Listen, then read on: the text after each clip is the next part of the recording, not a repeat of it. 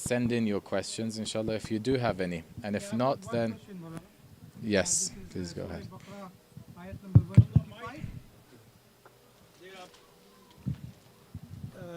Surah from Surah Baqarah, ayat 154. Allah says, وَنَبْلُوَنَّكُمْ من الخوف من شيء من الخوف والجوع والنقص من الأموال والأنفسهم والثمرات وبشر الصابرين. So Allah is referring this to only Ahl Iman, or He is referring to all the human race? Because we have seen that even the non-believer also go through the trial and difficulties. So can you clarify this? Yes. So Bismillah ar-Rahman ar-Rahim. I will try to answer these questions to my knowledge. And obviously my knowledge is limited, so my answers are going to be, of course, limited too. So this is one perception, one understanding that I can offer. So please don't take this as the ultimate answer, the final answer. None of my talks are final in that regard, or absolute or complete in any way or form. So the question was, وَلَنَبْلُوَنَّكُمْ بِشَيْءٍ مِّنَ الْخَوْفِ وَالْجُوعِ, the verse that I mentioned, that we're definitely going to test you with either hunger or fear or some of the other things mentioned. Is this necessarily for the Muslims, or is it for the non-Muslims as well? There's nothing in the verse that suggests it's only for Muslims. The verse talks about it's addressing the Muslims. It's speaking to them. Bashir Sabirin, those who say Inna lillah wa inna ilayhi raji'un. So the verse is about those who believe in Inna lillah wa inna ilayhi raji'un. However, the system and everything we talked about, the system applies to every single human being. So every single human being, there's nothing to suggest that it's only the Muslims that are going to go through this. Everyone is going to go through this. And as you mentioned, everyone does go through hunger and all of that. And those of them who are patient, you can give them glad tidings. So patience is something which is general. It's universal. Whoever applies, and it will benefit them in their life. Now, the question is, does it benefit them in the hereafter as well or not? And that's a theological discussion, really. As some scholars say, even those people who don't believe in Islam particularly, but they believe in a different religion and they do something for the sake of God, and in this path, would it be accepted? Would it not be accepted? That's a whole different discussion, which I don't think we have the time to get into. But in brief, it does apply to them. So if they do well, so if they use these laws in their own favor, then they will see the results. Like gratitude. That's why there's lots of people who apply gratitude in their lives. They do this whole gratitude list, gratefulness, etc., and they see the impact. They don't necessarily need to believe in God. The belief in God is something on top of it, which is much more powerful if we understand it correctly and if we use it. But gratitude does impact their life positively themselves. So the tests are also for them as well. But specifically about tests, I'm going to mention tomorrow, inshallah. I'll give you this promise, inshallah, God willing. I will mention about the philosophy behind tests and bala, and after explaining what I explained today, it will become very clear why the narrations talk about al-bala'u lil-wala, meaning the bala, the difficulties and the trials, are for the people who are the walis, the good people, the people who are pious. Why is it that they have the most difficulties sometimes and tests? That we will discuss. But general tests in life, it's for everyone. For everybody. Thank you. Sheikh, shall I ask a question that was online? So I'll just give you one. A brother is asking, I work really hard to stay on the right path. I love my religion and desire to be amongst the Ahl Bayt. However, there is one sin I really struggle with.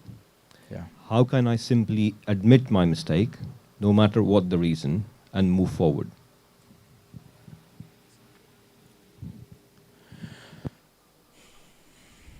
So I think we addressed this in last night's lecture in the beginning, where we said it's very important to distinguish between two things.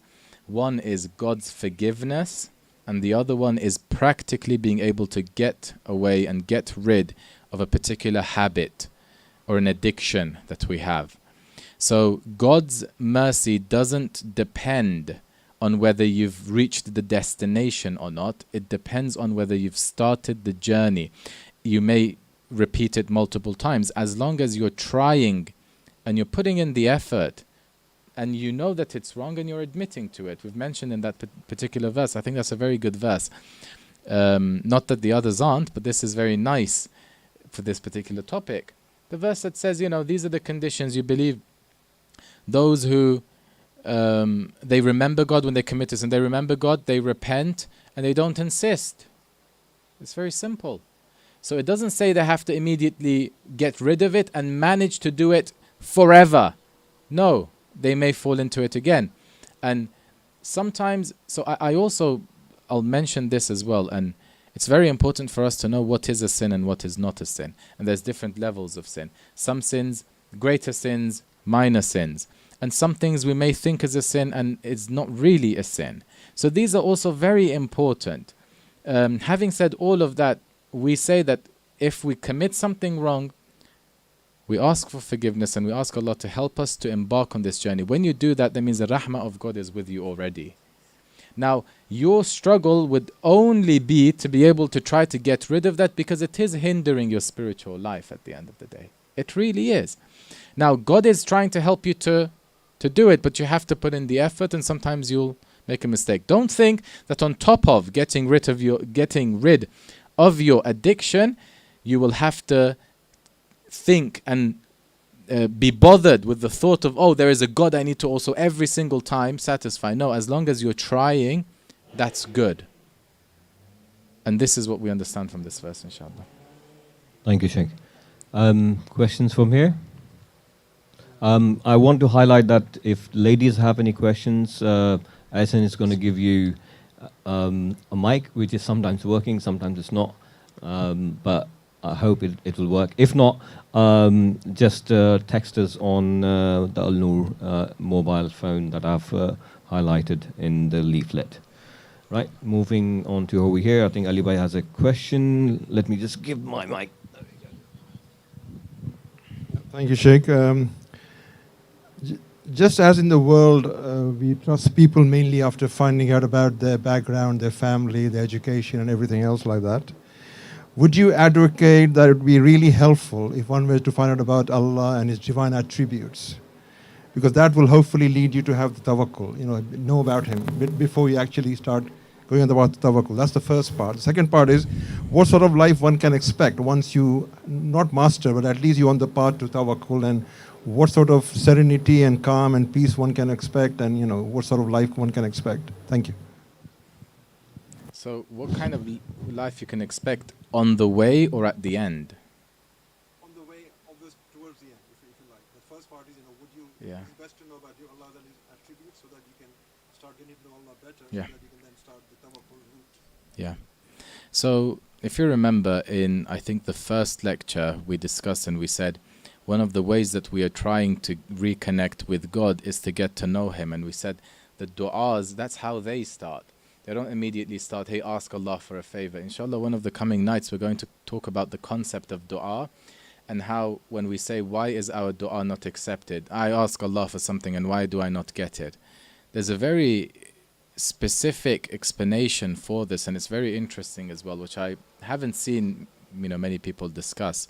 So we will say it there, there's a reason why the du'as start with not just a request, but a form of introduction. They introduce God, the asma, the qualities, the characteristics, right? So that you connect with them, and through that, then you ask for your favor. You're right. So connecting through that is definitely necessary. And this is how the du'as teach us. So that's a yes, as far as I understand. Going to the next point, which was what to expect, to feel. There's one thing I would say. Although usually it's advocated that engage in the wajibat and refrain from the muharramat, whether you feel it or you don't feel it, this was never meant to say that do it for such a long time and never feel it. This is what's misunderstood often. If you are doing it for a very long time and you look at your life and you see it hasn't impacted your life in any way or form, you're the same individual as you were, then that's a sign. And as we mentioned in Khutbah Fadakiyah, that's attributed to Sayyidah Fatima, that's the first thing she reminded people afterwards.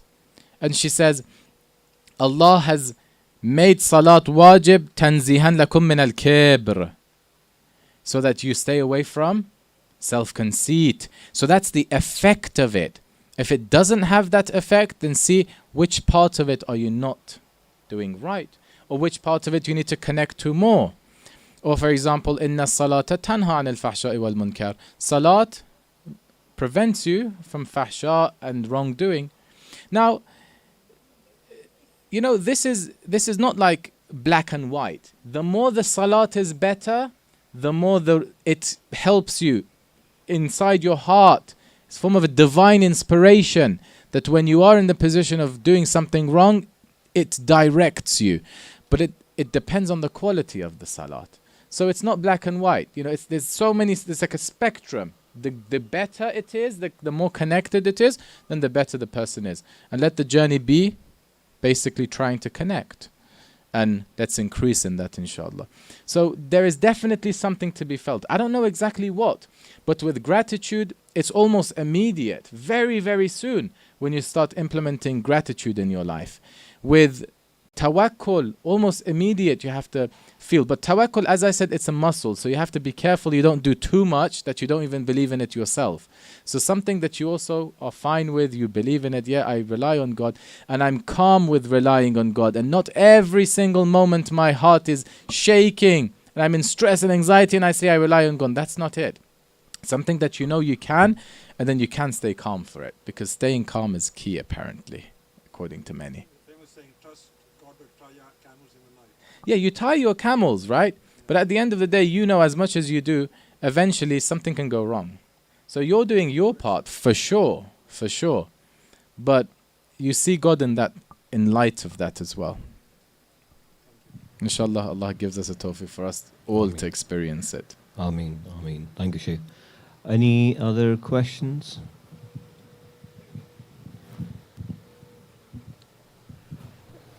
Assalamu alaikum. Thank you very much for your time and patience in answering our questions. Thank you. In one of the lectures, you raised the point about the blindness of the heart, quoting a hadith from Amir al-Mu'mineen alayhi salam. Could we please expand a little bit on that? That was the narration where that hadith, I haven't mentioned it here. I mentioned it that night in the other majlis that you attended, right? So yeah, I don't want to give spoilers as well, because maybe I'll bring it in the next night, and then if I say it now, I'll probably have 5 minutes less of things to speak about. But No problem. in brackets, we have a concept called the heart being blinded, and that one particularly was about when you force it. One of the nights, inshallah. So now, if you remember, let me just remind everyone of the framework of the lectures. As much as my lectures are all over the place, but trust me, I do have some level of framework. I know what I'm talking about. So initially we said there's two aspects we want to discuss. One is the system of God and God himself, trying to know him and his system a bit better. Then we went to insan, and we wanted to discuss insan. 1 or 2 nights, inshallah, we're going to talk about insan. And in that lecture, inshallah, I will mention that narration, because that narration talks about how to deal with an insan. If you force it, the narration says, if you force it, it becomes blind. And hopefully we'll mention it there. Inshallah, the next Q&A you can ask that, hopefully, when I'm finished with those topics, if that's okay. Thank you. Thank you, Sheikh. Any other questions? You have a question? Go on, come here. Are the creatures in the universe, will they have the same day of judgment as we will? That's a very interesting, deep question, mashallah. I think that this gentleman here is probably the first person who's asked the question which I don't know the answer to. So, mashallah. It's a difficult question. We're not 100% sure. One thing we can say is that anything that doesn't have free will, right? So right now, if I tell you don't do something, inside your head, you know that you have a decision. You can do it or you can't do it, right? Anything that doesn't have that problem in their head, that question, should I do it, should I not, am I tempted, am I not? There's nothing to hold them accountable for then, right? Imagine a tree. A tree doesn't know anything other than growing. So it's programmed to do that. So you can't ask the tree, why are you growing? Because it's not that it has any other option. Anything that has an option to do or not to do, then there's a possibility that they will be asked. Then why did you do this? Why did you not do it? Thank Right. you. Welcome. Any other questions? Oh, there you go, come on. Like, when does the Day of Judgment happen? So no one knows. Even the Prophet didn't know when it would happen. Does Allah know? Yeah. Allah knows because He's the one who decides when it happens. So what's important to know is that the Day of Judgment is near, is close. One of the reasons why is that for us, the moment we die, we're going somewhere that's the end of this world for us. So for all of us, it could be very close. Because the Day of Judgment is the day that God sits and says, okay, let me see what you have done. Wow, mashallah, you've done so much good here. Oh, but these things that you did, these things created a bit of a darkness inside you. So let me take you somewhere that I take away this darkness. What's that called? That's called the hospital of Jahannam. I don't know if you've heard of it that way or not, but Jahannam is a hospital. We mentioned in one of the lectures, we said, God says, Imam Ali alayhi salam says, Alhamdulillah, Allahumma inni as'aluka bi rahmatika allati wasa'at kulla shay. Your rahmah encompasses everything, including your Jahannam, including your punishment. God doesn't punish because He wants to punish you. God punishes you because you've brought something with you that needs to be detached from you. It's like an illness. You go to a hospital, you want to go somewhere, they don't allow anyone in here except someone who's fully checked. So you're going through the hospital, right? And you get a checkup. Some people get a checkup. Oh, you just take a paracetamol and go in. Sit here for a couple of hours, you go in. Some people know you need a surgery to go in. And that's why they say all human beings enter Jahannam. They experience it. وَإِن مِّنكُمْ إِلَّا وَارِدُهَا. None of you, all of you basically go through it. Depending on what you've brought, they'll take all the impurity out, then they'll kick you in heaven. Yeah, like when, say if everyone died in this world and then the babies from the hospital come, will like the Day of Judgment reset? Well, what? Will the Day of Judgment reset? No, so that thing happens on the Day of Judgment. The hospital, everyone goes through the hospital, that's the Day of Judgment for everyone. But when we die, we go to this place which is in between. In between Akhirah, the Day of Judgment, and in between this world. There's like something in between. That's where we're going to go and wait. Thank you. I've got a question from the ladies. Assalamu alaikum.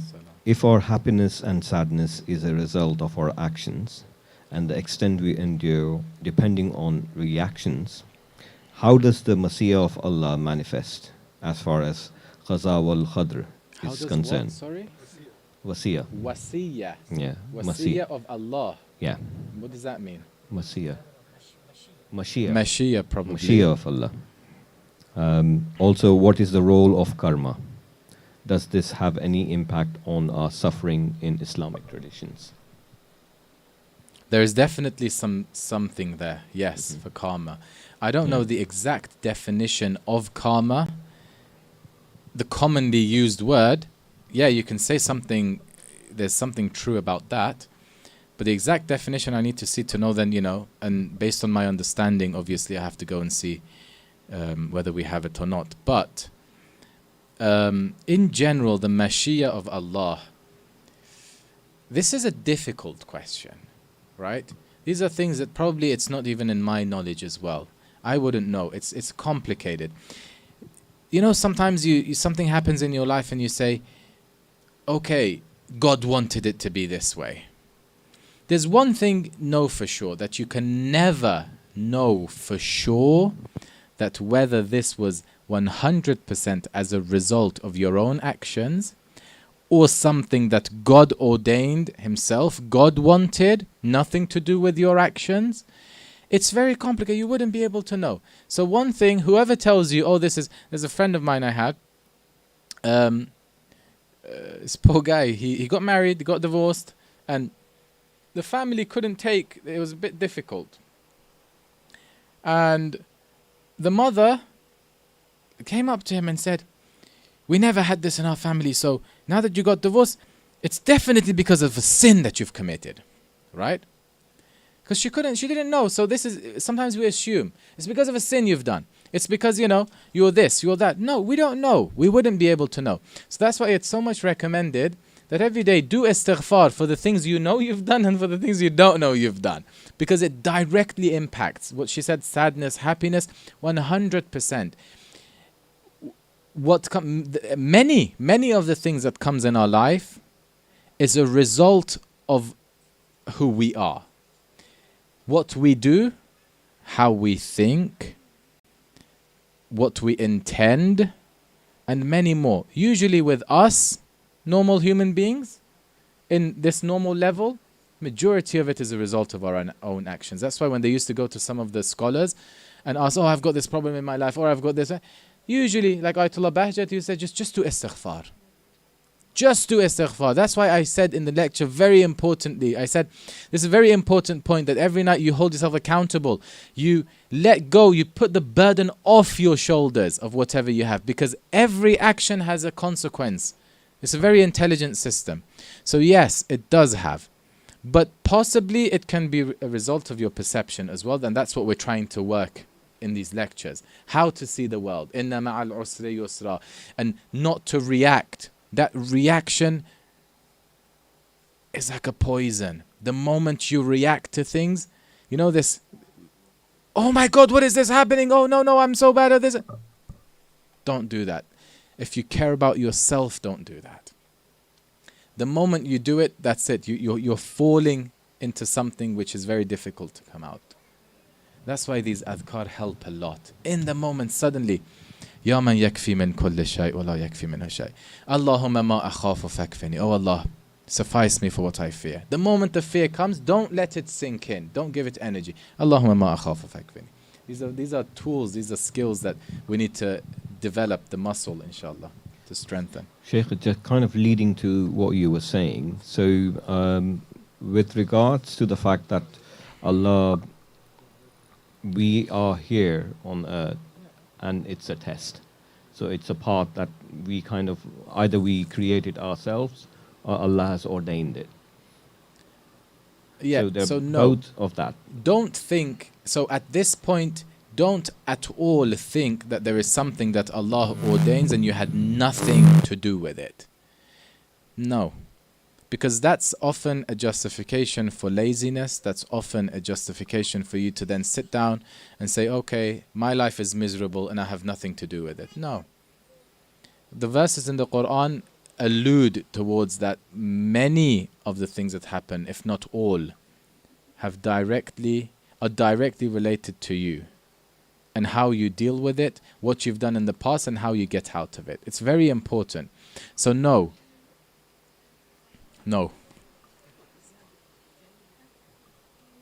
Thank you. Right, I've got another question that I'm going to come back to people over here. Yeah, or maybe I I should think come. probably it's time for one. Can we do one here? Let's do it over here. Question, yeah. There you go. Say in Arabic, إذا جاء الطعام بطل الكلام. When food arrives, then, you have to stop your speech. That's it. It's time to eat. But, okay, no, go ahead. I'm joking. I can do it. Eating, you can keep asking more questions. Assalamu alaikum, Sheikh. My question is, kind of many a time in our lives, from morning to evening, we're running through different scenarios, right? And we're being tested. Now, some of the tests, as an example, let's say I'm a person that struggles with kind of avoiding the opposite gender. So if they reach out for a handshake, I find it hard to avoid it, for example, or I find it hard to ignore music, or I've got a particular relative that presses all the buttons and makes me angry. And so if I kind of sit with them, it's very likely that I'm going to end up getting angry, for example. So is there a case for avoiding those situations, knowing that I haven't got the muscle to kind of deal with those situations yet? Or should I say, actually, you know, find some courage and go into that situation, learn from it? And what's the approach? Is there a case for actually avoiding situations where you think there's a high chance that I might fall into sin? Yeah, you know, definitely. So there's no like a like definite answer I can give right now, but there are cases where that's what one has to do. There are cases that no, you would actually have to strengthen yourself, and if you don't take one step, this is going to remain a problem in your mind for your entire life. You'll never learn a lesson from it. You'll never move forward, right? Sometimes we can discuss this maybe some other time, but it happens a lot with people who you see, for example, they're 50 years old, but there's one issue that they've always avoided.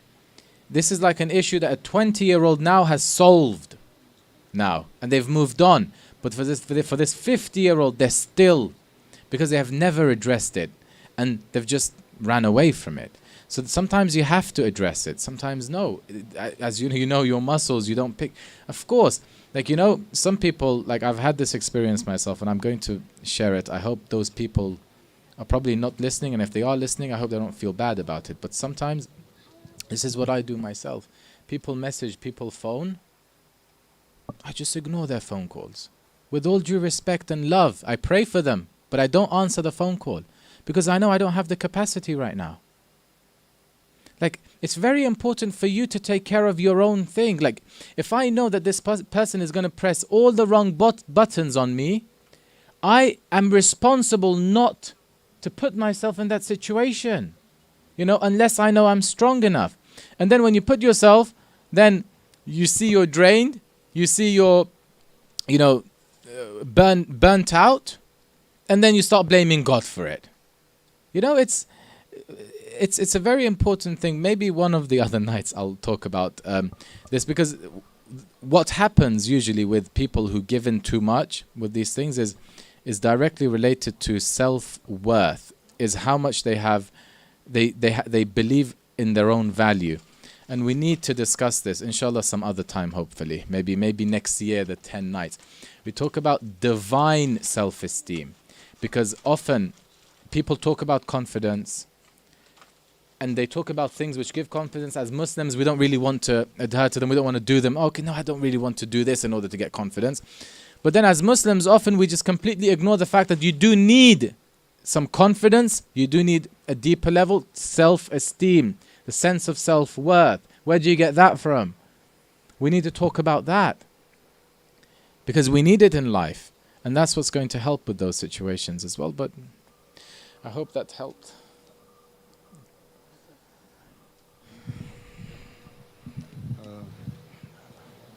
Thank you very much, Sheikh, for your inspiring lectures. My question is related to what you have already mentioned, but maybe I have missed some part of the lecture. It's about, you mentioned about challenges a human being faces. And for example, if I feel that every task I take upon, it's very challenging for me, and then I always have complaining about this, that everything I take up, you know, I have to go through hardships. Yeah. And then I decide that, okay, if I take a break, then it's going to be fine, I'm going to be okay. So is this perception a wrong perception, or how can I inspire, you know, come out of this, you know, inspire myself and come out of it, so that this challenge will be, you know, I'm happily going to accept this challenge. Yeah. You know, I'm glad you brought that up, because the last thing I want my lectures to sound like are these superficial motivational lectures where it tells everyone, get up, you know, man up, do this, do that. I'm like, it's none of that. So what I was trying to say here is that sometimes what happens is that because we don't know the system of God and what can result of that, we don't know that when he says وَعَسَىٰ أَن تُكْرِهُ شَيْئًا وَهُوَ خَيْرٌ لَكُمْ, and many a times you dislike something but that thing is good for you. Why do you dislike it? Because you don't understand it's good for you. Because if you knew, of course you're going to be patient, you're going to take it on board. So sometimes this is what happens to us, right?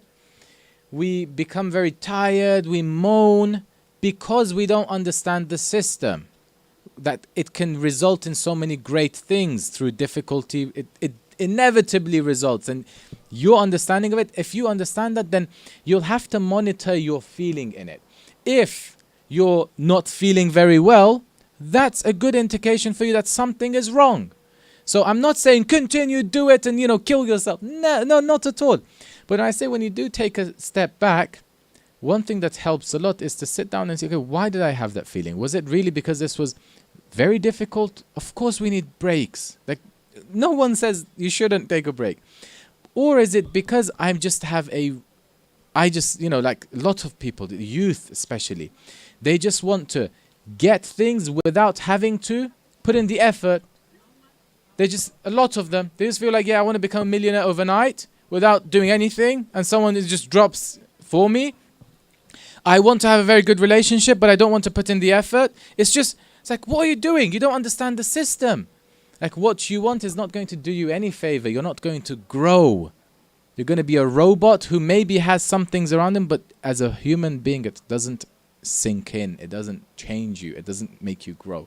So this is it. But on the other hand, no, a lot of people, difficulties, it could be due to physical pain, health. Of course, like none of that. I have nothing to say about that. All I have to say is that a lot of the times it's because of our perception, and that's why we moan, and that's why we say, why did God do this to me? Why does this always happen to me? Why is it that whenever I go to work, I get tired and I don't understand? And and why is God, especially when it comes to God, that's what I care about. Otherwise, people can deal with their problems. If that makes sense. It's usually when God comes into the equation, there's like, okay, let's sit down and speak about it because the system is fine. The rest, then you have to sit down and start dealing with it. I hope that made sense. That's as much as comes to my mind. But obviously my mind is limited, so probably there could be better answers for this. Any other questions, or shall I ask a question? I'll ask a question.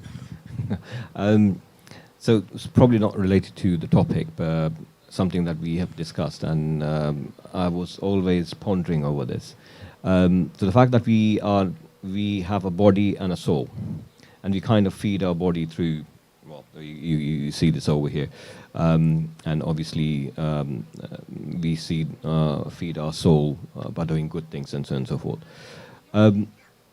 In Quran, Allah talks a lot about heaven, and it talks about all the things that satisfy body, but does not talk about what feeds the soul, even though our body will kind of go into decay, and that's what it is. But in Quran, it's always about the physical desires being and so on and so forth. But I thought when we go into heaven, I'm not too sure if I'm phrasing that correctly, but that I felt that. Why do you think Allah is trying to lure people into exactly the same thing that you kind of will have here as well? Yeah. You see what I mean? So the scholars have discussed this. They have different opinion on it. One opinion is that because that's what really the people at that time, if you wanted to encourage them to do something good, that's all they understood. There are some verses that do talk about the pleasure of the soul. I forgot the verse. I've forgotten it. But it's a very nice verse that talks about that the scholars have understood it to be. This is something that God says about the souls, the people who want.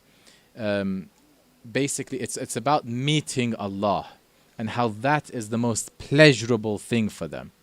It's the meeting the Lord, the mulaqat of the being. I can't remember the exact verse, unfortunately, but it's in those lines. So it does talk about that, but the majority of the verses, you're right, is about jannatin tajri min tahtaha al-anhar, you know, the rivers and springs and etc. It's because this is what people thought. But then there are other verses that talk about heaven is nothing like what you have seen here. So you have to put them all together in a way and understand the context, and that the majority of people, they have to be inspired towards something, to do something good by giving them reward. And a lot of them by scaring them from that. But does the religion only suffice to that? No. So we have teachings that go beyond that. But for the majority, that has been usually the way forward. I've got a question from the lady, so here it is. As far as pain and suffering is concerned, what's the role of trauma to even generational trauma and its impact on mental health? How can one help oneself when it's beyond your capacity? Can you repeat that? Yeah, thank you. As far as pain and suffering is concerned, what's the role of trauma at the even generational trauma and its impact on mental health? This is something I don't know. I'm not very good in psychology. As I said, I'm a what is it? Mental health first aider. I am, but nothing more than that. So I don't know about that. Whether religion can help or not, I think it can. Either it can help you in the process, connection with God, asking Him for help. All of these things, they've proven to be useful, and they have an impact. Now, does it solve the problem on its own? I don't know. Many people say no, you have to go through therapy, you have to. But a lot of the times, if someone, so this is one thing that I think I would be able to say, is that the one who has consciously and actively learned about so many of these concepts, and it's not an easy thing to do. It's about the muscle, right? You've trained it with learning about God, with learning about His system, with implementing it, trying it, developing the faith in your heart. Often, when you do experience the traumatic experiences, you're very much more equipped to deal with it. That's number one. And also, when you have experienced something from beforehand, many of us, may have experienced in our childhood. So religion can definitely assist you with that. Understanding, again, system, there's a number of concepts that you probably research and study could help, right? Yeah, that's what comes to my mind. If I may, I'm not by profession a mental health expert, but I am a little bit familiar with the topic for lots of reasons. Yeah. Obviously, one of the consequences of trauma, we're assuming, is depression.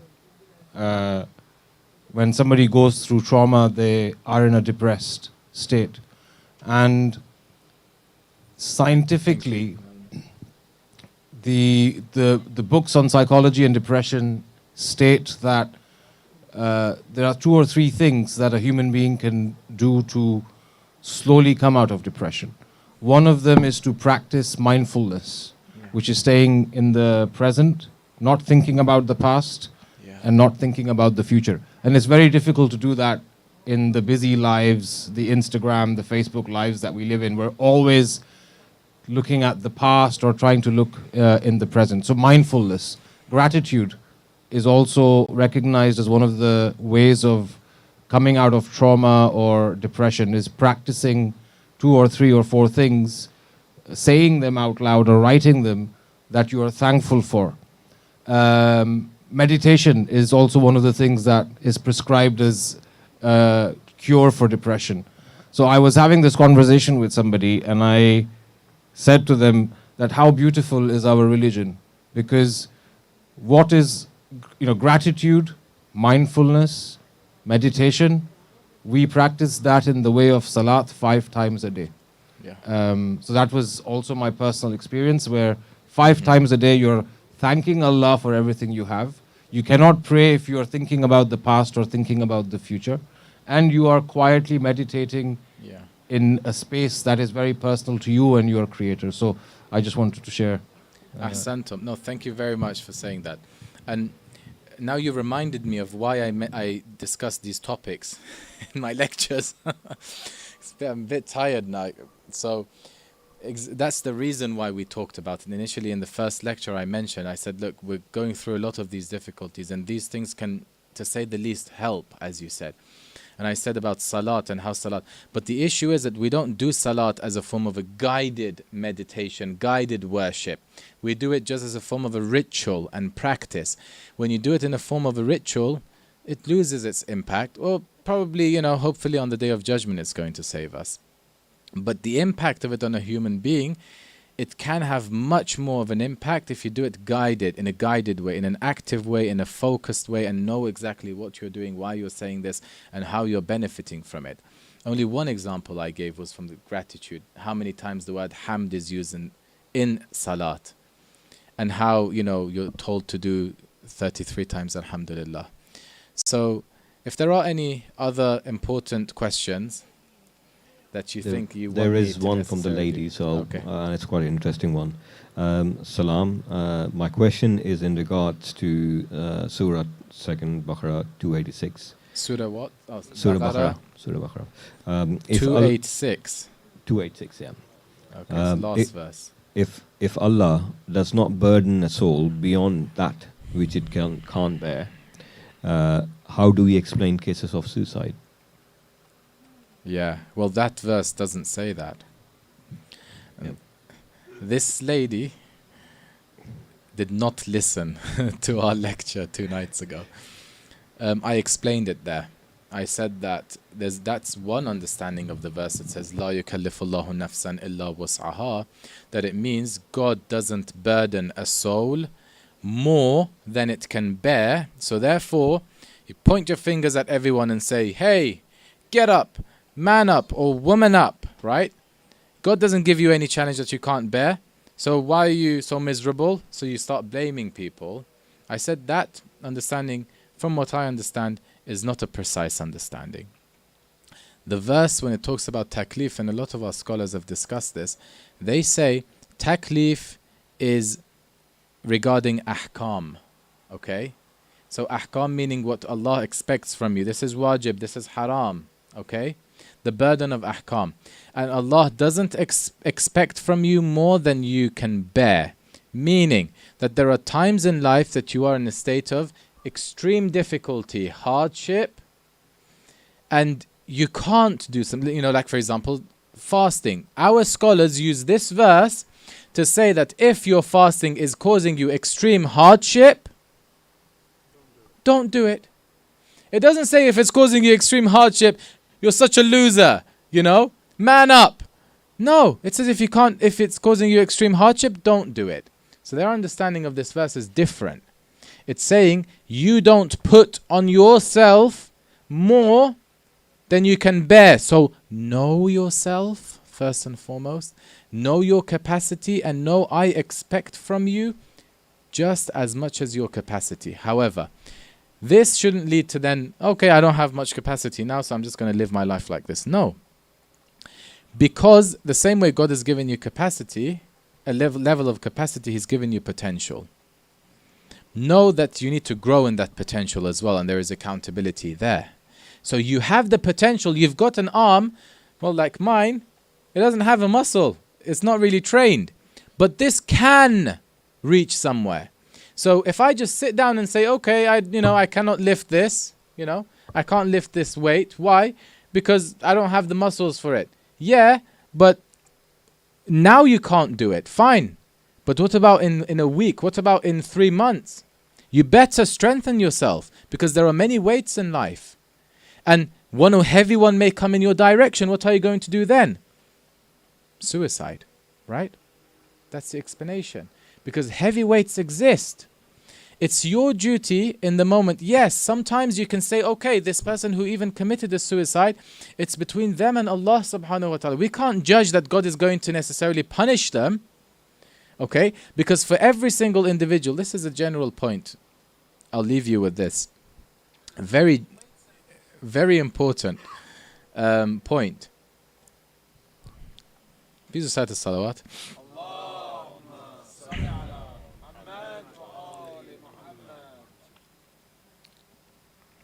I forgot the very important point. Please recite another salawat. So the point was that an individual, okay, when we say God doesn't, so whenever we say something is haram, wajib, God says this is haram, this is wajib, and if you don't pray, I'm going to punish. If you know, for example, this and that, if you, for example, take people's wealth and do wrong things as punishment, if you do good things as reward, God says it in a general manner, but our narrations say that we are not allowed, as long as we say general concepts, yes, these are the haram, these are the wajib. If you don't do the wajib, there's accountability. If you do the haram, there's accountability. But the moment I'm focusing on one individual, I'm not allowed to say that if a person's deceased in front of me, they were engaged in a particular sin, I'm not allowed to say that God is going to punish this individual for this sin that they have done. I'm not allowed to say that. In general, I am allowed to say this sin is punishable. There is a possibility of punishment. There is accountability. But the narrations say that, imagine me and Agha here, I may commit a sin. Well, not us. We're good people. Imagine two people here. One may commit a sin and the other one, okay, the same thing. Two individuals committing the exact same sin. On the day of judgment, God may forgive this one and immediately send him to heaven, and this one hold him for thousands of years for that one sin. The exact same sin. So we don't know, because of lots of generational stuff, genetics, DNA, experiences in life. You don't know where a person is coming from, so we're not allowed to do that. So a person's committed a suicide. Yes, we know that a suicide is haram, but for that individual, can I say this person's going to go to hell? I cannot say that. So, but one thing I can say is that this person, it went beyond their capacity, okay? So, La yukallifullahu nafsan illa wus'aha doesn't mean in reality God doesn't test. No, life sometimes gets very difficult and it goes beyond your current capacity that you have. It can and it may. Does that mean there's no way out of it? No. We cannot believe that there is no way out of it, but sometimes it becomes very difficult and a person wouldn't see that way. So that's with God to how to deal with that person. But in reality, it's very tragic. It's, you know, it's not a pleasant thing to experience. But we're in this world, so we're not talking about judgment and anything. We're talking about this world. We say that there is a muscle and it can be strengthened. If it's not strengthened, then it's inevitable. A difficulty comes and, you know, the person may not survive. And that's the reality. And that's why the same verse says, لا يكلف الله نفسا إلا وسعها لها ما كسبت وعليها ما اكتسبت. The continuation says, ربنا ولا تحمل علينا إسرا كما حملته على الذين من قبلنا ربنا ولا تحملنا ما لا طاقة لنا به. You're saying to Allah, oh Allah, do not burden us with something that we do not have the capacity to bear. What does that mean? Is it possible for him to bear? To put that, you know, difficulty and burden? It's possible for it to happen in this world. That's why you're asking that Allah, don't test me with something like this. Strengthen me before that test. And so that it doesn't become very depressing, in another dua, very beautifully, the Imam says to Allah, Ilahi la tu'addibni bi'uqubatik. In this world, often Allah, in order to teach you a lesson of something that you've done, you go through so much difficulty, so that the purpose of that difficulty is just for that one moment for you to sit down and say, oh Allah, I got it. That moment is the moment that it's going to lift the whole difficulty. But it can continue for years and years and years if you don't get the point. Right? But he says to the Imam, Ilahi la tu'addibni bi'uqubatik. If you are to train me, if you are to do adab of me, if you are to teach me something, please don't do it through your punishment in this world, because that's difficult. Something I can't bear. I'm going to go through so much difficulty just for me to learn something. No. Oh Allah, teach it to me in a way that I don't have to go through all of that. So there is an option. There's a possibility for that to happen, as we don't need to all fall into that. But it's all about, what we expect from God, inshallah. So we pray, inshallah, that Allah helps us. Am I okay to leave, please? Yes. Yes, I was going to close that. Thank you. So we pray to Allah subhanahu wa ta'ala to help us connect with Him and to strengthen our iman, strengthen our belief, strengthen the muscles, inshallah, of our iman. And inshallah, be ready for whatever's to come and take that on board. Move forward, learn from it, not fall into difficulties which we cannot bear, inshallah. We pray to Allah to help us all with this, inshallah, with the loud salawat ala Muhammad wa ali Muhammad. Allahumma salli ala Muhammad wa ali Muhammad. Yeah, just wanted to remind everyone that we are planning to have another Q&A sessions, but we will let you know when that would be. Thank you very much, everyone.